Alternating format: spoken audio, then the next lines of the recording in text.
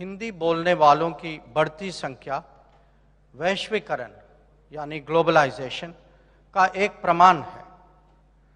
Migration और mobility कोई नई बात नहीं है और फिजी स्वयं इसका एक जीवंत उदाहरण है।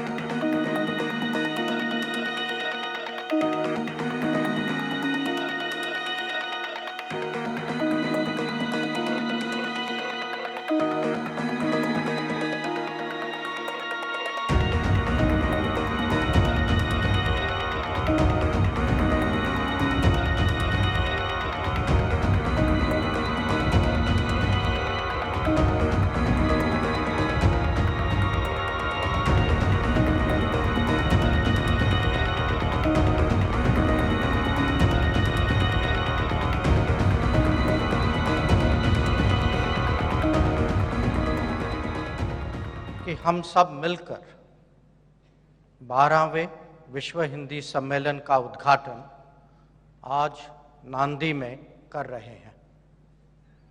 इस संबंध में अपने सहयोगी और सहभागी के रूप में मैं फिजी सरकार को हृदय से धन्यवाद देना चाहता हूं। उनका उत्साह हमें कई रूप में दिखाई दे रहा है। यह हमें फिजी आने और अपने दीर्घकालिक संबंधों को आगे बढ़ाने का भी एक अवसर है।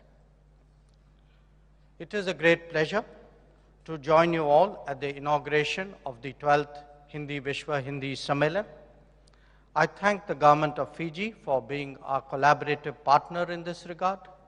Their enthusiasm and support is visible in so many ways. It is also an opportunity for many of us to visit Fiji and promote our long-standing relationship. विश्व हिंदी सम्मेलन जैसे आयोजन में स्वाभाविक है कि हमारा ध्यान हिंदी भाषा के विभिन्न पहलुओं, उसके वैश्विक उपयोग और प्रचार प्रसार पर रहे। वास्तव में यही वो विषय हैं जिन पे अगले कुछ दिनों में हमारा ध्यान केंद्रित रहेगा। हम फिजी और प्रशांत क्षेत्र तथा गिरमिटिया देशों में हिंदी की स्थिति और आईटी, आर्टिफिशियल इंटेलिजेंस, सिनेमा और साहित्य के हिंदी पर प्रभाव जैसे कई मुद्दों पर चर्चा करेंगे। इन सब के साथ साथ हिंदी का अध्यापन और इस संबंध में हुई प्रगति पर भी बातचीत होगी। साथियों, हिंदी एक ज्ञान परंपरा है जिसकी अभिव्यक्ति का वैश्विक प्रभाव हमें साफ दिख रहा है। फिर भी मेरा मानना है कि यह एक अवसर भी है जब हम समकालीन युग में अंतर्राष्ट्रीय संबंधों के संदर्भ में हिंदी की महत्व को और भी बढ़ावा देना चाहिए। आज विभिन्न भौगोलिक क्षेत्रों में हिंदी बोलने वालों की बढ़ती संख्या वैश्वीकरण यानी ग्लोबलाइजेशन का एक प्रमाण है।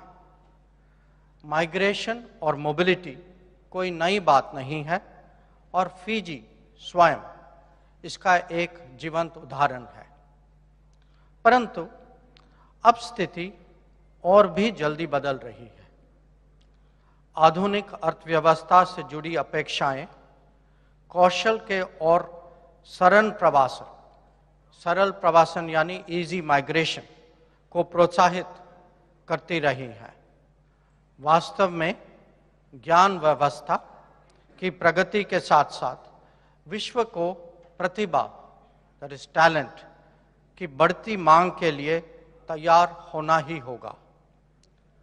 हम में से कई लोग विदेशी परिवेश से पहले भी जुड़े रहे हैं, आगे भी रहेंगे, वहाँ काम भी करेंगे, हो सकता है कि घर भी बसाएंगे। ऐसे में ये जरूरी है कि उन लोगों की पहचान और विरासत पर ध्यान दें जो अपने मूल संस्कृति से दूर हैं।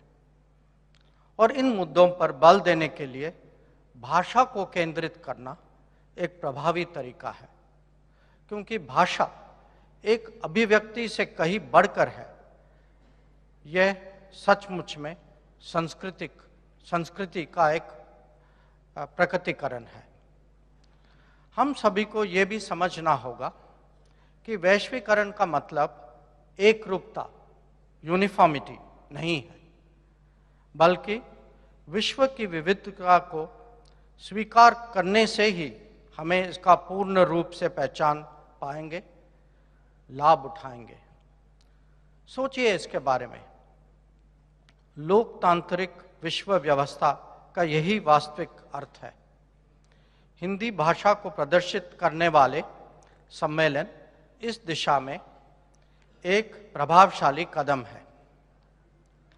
हमारा समारोह प्रकट करता है कि भाषा न केवल पहचान की अभिव्यक्ति है, बल्कि भारत और अन्य देशों को जोड़ने का माध्यम भी है। जब भाषा और संस्कृति का संगम दुनिया देखती है तो विश्व कल्याण के लिए यह अच्छा ही तो है। पिछले 75 वर्षों में विश्व भर में हुई परिवर्तन का आकलन करते हुए हम मानते हैं कि अंतर्राष्ट्रीय व्यवस्था में एक पुनर्संतुलन, रीबैलेंसिंग हो रहा है। यह होना ही था, क्योंकि अधिक से अधिक देशों ने इस युग में स्वतंत्रता प्राप्त की है। प्रारंभ में इसका स्वरूप ज़्यादा आर्थिक था, लेकिन जल्दी ही इसका राजनीतिक पहलू भी सामने आने लग गए। इस प्रवृत्ति से धीरे धीरे व्यापक बहुध्रुवीयता, माने मल्टीपोलैरिटी, बहुध्रुवीयता उत्पन्न हो रही है। लेकिन अगर इसका तेजी से विकास करना है तो आवश्यक है कि सांस्कृतिक पुनर्संतुलन, कल्चरल रीबैलेंसिंग भी हो। वह युग पीछे छूट गया है जब प्रगति को पश्चिमीकरण के समान माना जाता था। माने the era when we equated progress and modernity with westernization is behind us. ऐसी कई भाषाएं और परंपराएं जो कॉलोनियल युग के दौरान दबा दी गई थी, एक बार फिर वैश्विक मंच पर आवाज उठा रही हैं।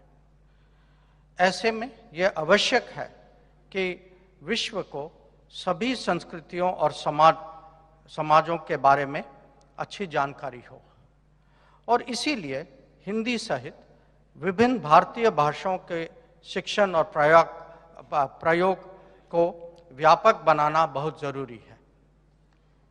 यह सम्मेलन ऐसे ही विचारों को साझा करने का उपयुक्त मंच है, और हमें सोचना होगा कि इस दिशा में क्या प्रगति हो रही है, हम कितने सफल हुए हैं और क्या चुनौतियां हैं। अनुभवों और व्यवहारिक समाधानों के द्वारा हम ज़्यादा ऊर्जा से प्रचार सुनिश्चित तो कर सकते हैं, साथ ही जमीन से जुड़े हुए समाधान भी ढूंढ सकते हैं। मैं इस बात पर विशेष बल देना चाहता हूं कि ये अपेक्षा अन्य भारतीय भाषाओं के प्रचार प्रसार पर भी समान रूप से लागू होता है। जैसा कि मैंने पहले भी कहा, भाषा और संस्कृति साथ साथ चलते हैं। मित्रों, इस अवसर पर हम उन लोगों को विश्व हिंदी सम्मान प्रदान करके सम्मानित कर रहे हैं जिन्होंने इन लक्ष्यों की प्राप्ति में असाधारण योगदान दिया है। वो हम सब के लिए प्रेरणादायी हैं और उनकी उपलब्धियां हमारे प्रयासों को और बल देगी। मैं इस सम्मेलन के आयोजन में फिजी सरकार के सहयोग की हृदय से सराहना करना चाहता हूं। उन्होंने यह सहयोग न केवल व्यवस्थाओं में बल्कि हिंदी भाषा और हमारी संस्कृति के प्रति उनकी व्यापक समझ से भी प्रदर्शित किया है। गिरमिटिया दिवस का आयोजन भी एक ऐसा ही निर्णय है जिसमें संस्कृति का गहरा प्रभाव भी है। ऐसे निर्णय हमारे आपसी सम्मान और समझ की भावना को व्यक्त करते हैं, जिसका प्रभाव अंतर्राष्ट्रीय सहयोग को मजबूत करने में भी दिखाई देता है। Friends, I would like to express my deep appreciation to the government of Fiji for their support in holding this conference. This support is expressed not only in arrangements, but in the larger appreciation that they are showing to Hindi language and our culture. Significantly, the holding of Girmitiya Day is also a decision that has strong cultural resonance. Such steps express our sense of mutual respect and understanding. They have a deep impact on strengthening international cooperation. Bharat ने आज़ादी के 75 वर्ष पूरे कर लिया है, जिसे हम आज़ादी का अमृत महोत्सव के रूप में मना रहे हैं। अब हमें अगले 25 वर्षों के लिए एक महत्वाकांक्षी पथ पर आगे बढ़ रहे हैं, जिसे हम अमृत काल कहा है। यह प्रधानमंत्री नरेंद्र मोदी जी की दूरदर्शी नेतृत्व का ही परिणाम है कि हम एक नए भारत, न्यू इंडिया का निर्माण होता देख रहे हैं। यह ऐसा भारत है जो बड़े से बड़े दायित्वों का निर्वहन करेगा और वैश्विक एजेंडा को आकार देगा। यह दुनिया के साथ अपने संबंधों को आगे बढ़ाएगा और वसुधैव कुटुंबकम की भावना का पूरा पालन करेगा।